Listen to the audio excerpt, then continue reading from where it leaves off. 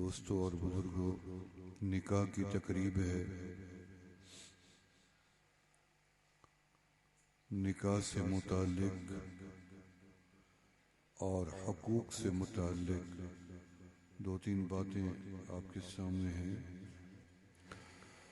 اسلام جو ہمیں ملا ہے، اس نے حقوق کو وضع کر دیا ہے۔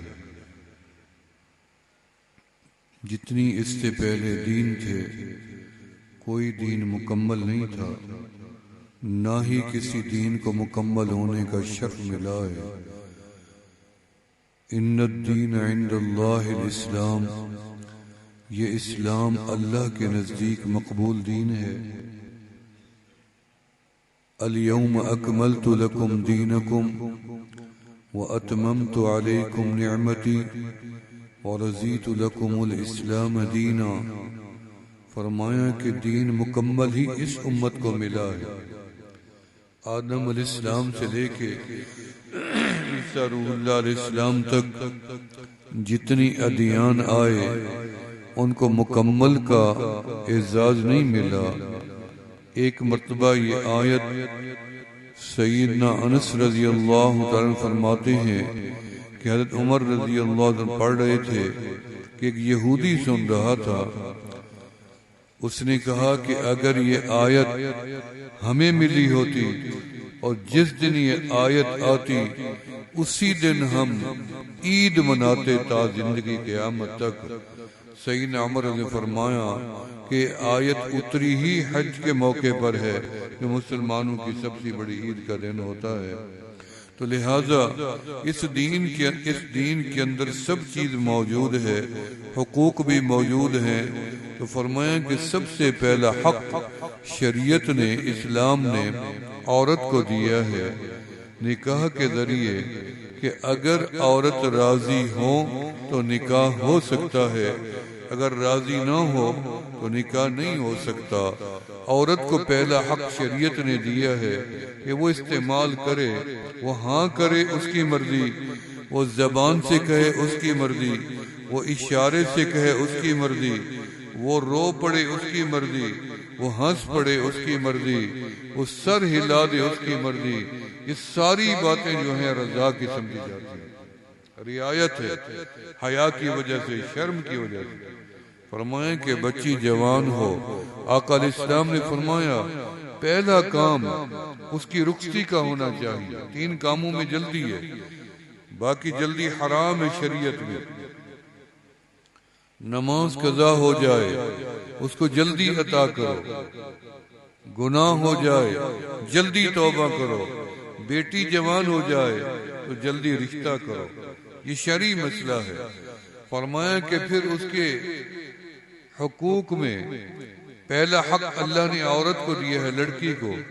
پھر اس نے جب ہاں کر دی تو اس نے اپنا حق استعمال کر لیا، لیکن اس کے بعد پھر دوسرا حق مرد کے پاس ہے، وہ ہے طلاق کا۔ لیکن عورت کو پھر بھی رعایت دی گئی ہے کہ اگر وہ اس خامن کے ساتھ نہیں رہنا چاہتی تو نہیں رہنے کے بھی وجوہات ہیں۔ کیوں نہیں رہنا چاہتی؟ اس لیے طلاق نہیں لے سکتی کہ میرا خامن بے روزگار ہے، اس لیے طلاق نہیں لے سکتی کہ میرا خامن میرے اوپر ظلم کرتا ہے، تشدد کرتا ہے، مارتا ہے، تنگ کرتا ہے، گھر میں بند رکھتا ہے۔ یعنی ان وجوہات سے طلاق لینا شرعاً حرام ہے۔ طلاق لینے کی ایک ہی وجہ ہے کہ میرا خامن مجھے دین پہ نہیں چلنے دیتا، مجھے نماز نہیں پڑھنے دیتا، مجھے روزہ نہیں رکھنے دیتا۔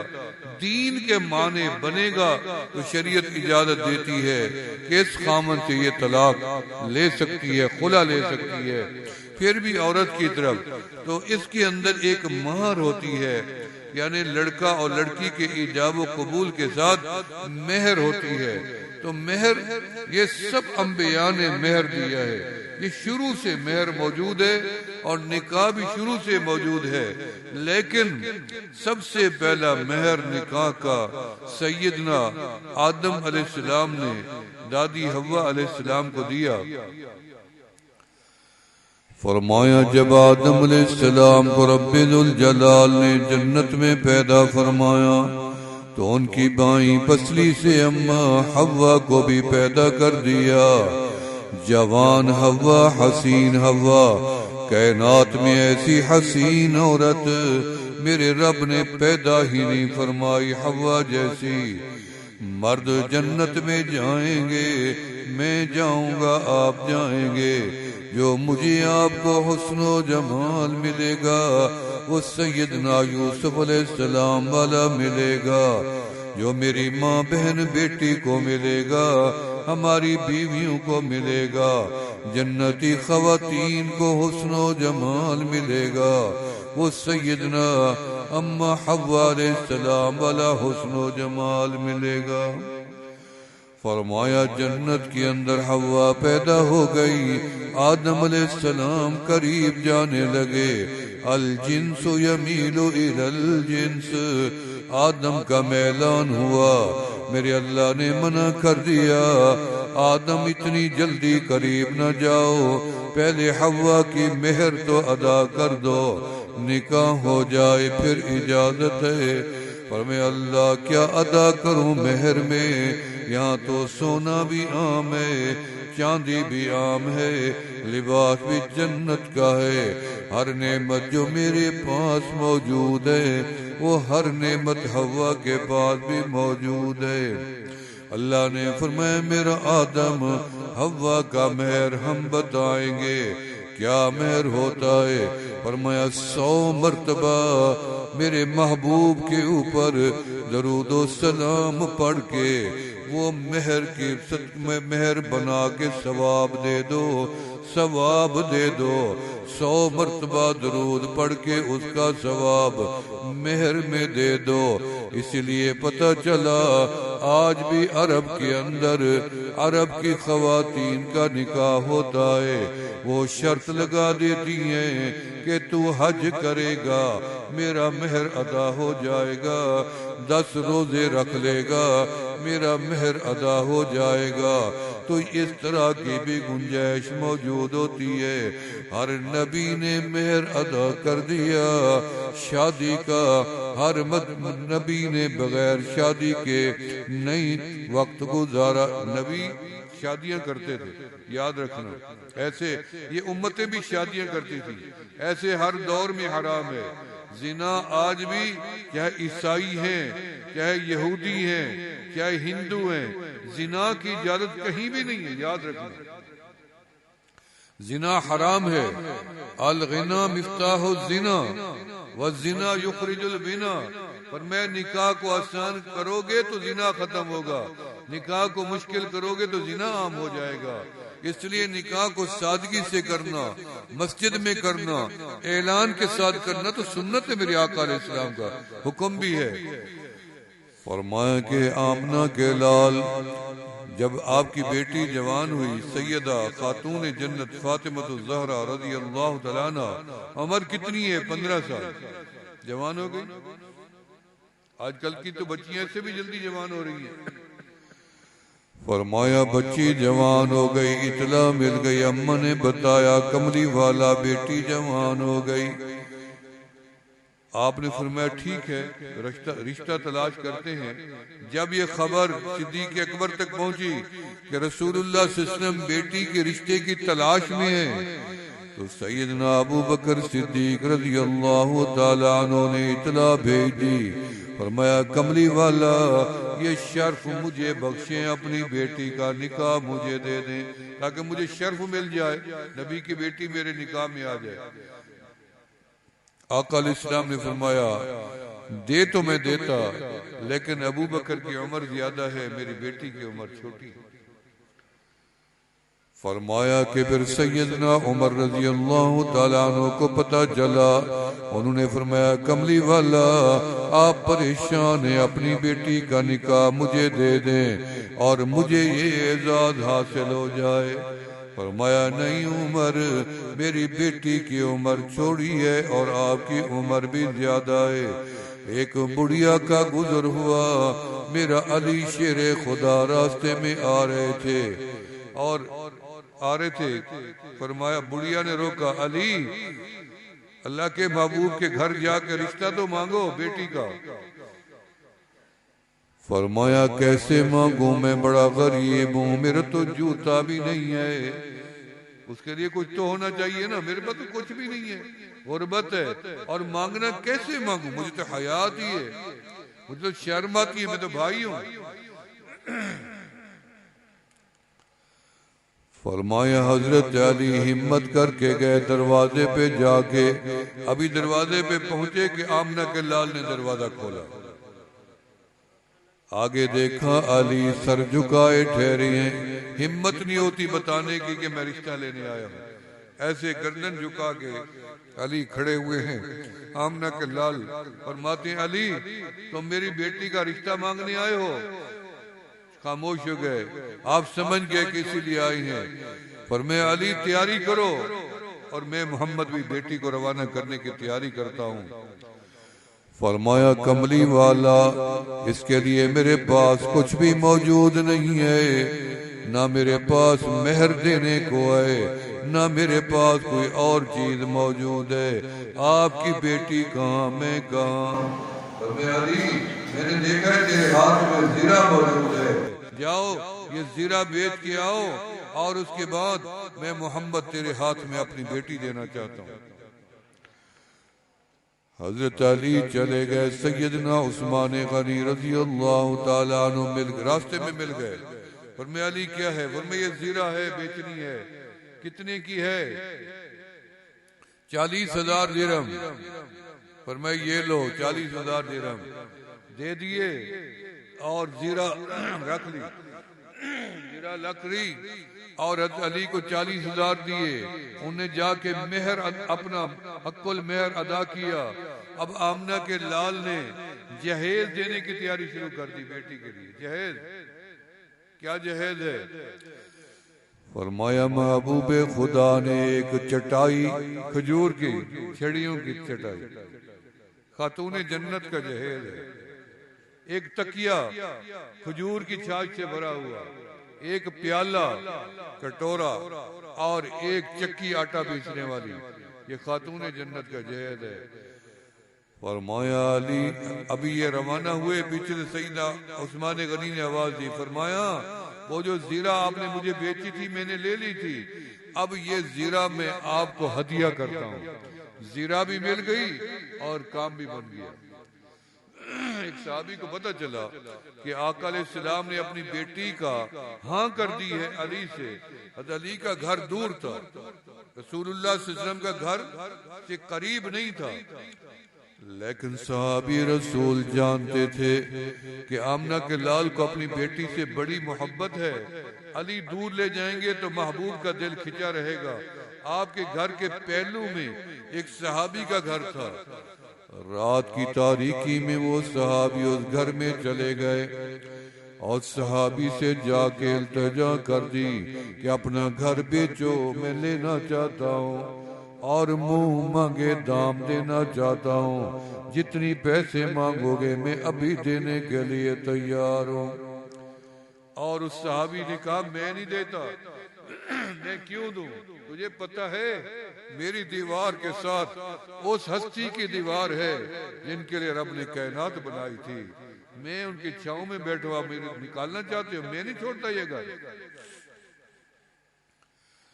صحابی رسول نے بڑی ترلے کیے، بڑی منتیں کی، آخر وجہ بھی بتا دی کہ میں نے بھی نہیں رہنا، میں تو محبوب کو خوش کرنے کے لیے لیتا ہوں تاکہ آپ اپنی بیٹی کو بیاہیں تو آپ کو دور نہ بھیجنا پڑے۔ خاتون جنت ہے جنہوں نے یہ وصیت کر رکھی تھی کہ جب علی میرا جنازہ اٹھے تو رات کی تاریکی میں اٹھے، میرے بدن کا کوئی حصہ یا کپڑا یا کفن کا ٹکڑا بھی کوئی نہ دے۔ صحابی رسول نے مکان کا سودا کر لیا، راتوں رات میں سودا ہو گیا۔ آقا علیہ السلام کے پاس چلے گئے، یا رسول اللہ یا حبیب اللہ یہ آپ کی دیوار کے ساتھ جو گھر ہے فلاں صحابی کا میں نے خرید لیا ہے، یہ آپ اپنی بیٹی کو ادھر بھیج دیں، علی کو بھی ادھر بلا لیں تاکہ علی خوش ہو جائیں، تاکہ خاتون جنت خوش ہو جائیں، تاکہ آمنہ کے لال خوش ہو جائیں۔ جب یہ سارے خوش ہو جائیں گے تو رب ذوالجلال بھی خوش ہو جائیں گے۔ فرمایا کہ ام ایمن کو بلایا، اسی دن رشتہ طے ہوا، اسی دن ہی رخصتی شروع ہو گئی۔ فرمایا بارات لانے کی ضرورت نہیں، علی پریشان ہونے کی ضرورت نہیں، آپ گھر جاؤ میری بیٹی آ رہی ہے۔ سبحان اللہ، کیا سادگی ہے، یہ شرعی مسئلہ ہے۔ اگر آپ چاہتے تو مجھے یقین ہے کہ رب اس شادی کے اندر جنت کی حوریں بھیج دیتا، ملائکہ آ جاتے، حوریں آ جاتی، لیکن آپ نے فرمایا ام ایمن میری بیٹی کو لے جاؤ اور علی کے گھر میں چھوڑ آؤ۔ آج تو ماشاءاللہ طرح طرح کے رسومات شروع ہو گئے ہیں اور مشکلات پیدا کی جا رہی ہیں، اتنی زیادہ خوشی منائی جاتی ہے شادیوں پہ کہ پھر اگر غم آ جائے تو برداشت نہیں ہوتا۔ اس لیے اعتدال میں ہونی چاہیے خوشی، تاکہ خدا نہ خواستہ کوئی پریشانی آ جائے تو بندہ آسانی سے اس کو نظر بڑی رکھتی ہے۔ میں نے جو دیکھا آج کل، ابھی میں نے چند دن پہلے ایک کراچی اپنا ٹنڈول یار میں تعزیت کی ہے نوجوان کی، ابھی میں پچھلے دنوں آیا ہوا تھا، پتہ چلا نوجوان کی شادی ہوئی، وہ دلہن کو لے کے کشمیر چلا گیا، مری چلا گیا گھومنے کے لیے، سردی کی رات تھی، ہیٹر چلا دیا، بند کرنا بھول گیا، بیوی بے ہوش ہو گئی، دلہن اور نوجوان دلہا ختم ہو گیا، سانس بند ہو گئی، 4-5 دن کا دلہا۔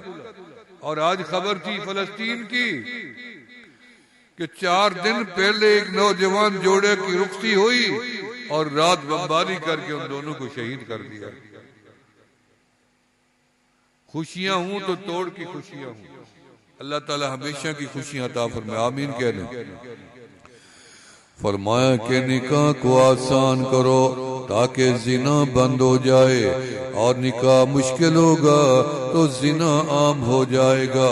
آج کل زنا ویسے ہی عام ہو گیا ہے اور زنا کے مواقع بھی زیادہ ہو گئے ہیں اور زنا کے اسباب بھی بڑھ گئے ہیں، اور زنا کی طرف لوگ مائل بھی جلدی ہوتے ہیں، راغب بھی جلدی ہوتے ہیں، اسباب بھی جلدی بن جاتے ہیں۔ ایک بزرگ تھے بنی اسرائیل سے پہلے، ایک بزرگ اللہ والے گزرے جا رہے تھے، دیکھا کہ ایک نوجوان لڑکی ہار سنگار کر کے جو بھی اس زمانے کا ہوگا دلہن کی طرح سجی بجی بیر بیٹھی ہوئی ہے اور دعوت دے رہی ہے برائی کی، لوگوں کو آؤ آؤ۔ تو ایک بزرگ کی نظر پڑی تو اس نے کہا اس کی قیمت کیا ہوگی؟ اس نے کہا 3000 درہم، معمولی چیز نہیں ہے، 3000 درہم۔